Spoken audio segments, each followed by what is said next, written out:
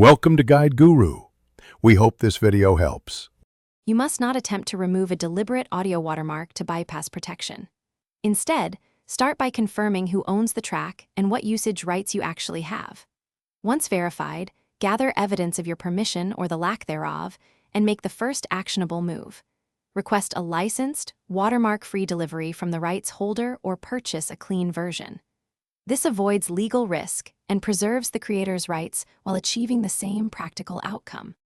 If you cannot legally use the watermarked file, take these middle steps.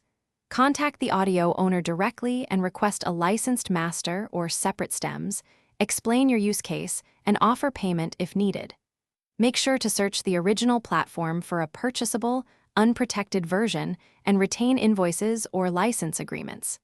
These actions solve the problem cleanly. They also give you legal cover and higher quality audio for mixing or publishing, without technical tampering that could cause artifacts or breach terms. Finish by selecting a lawful alternative if a clean master is not available. License royalty-free music, commission a new performance, or hire a producer to recreate the sound legally. If you already purchased and the file is defective, contact support for a replacement or refund and provide receipts. Make sure to document all correspondence and retain licenses.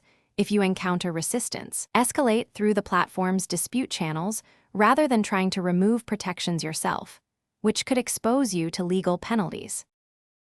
Thanks for watching. Consider subscribing if we helped you today.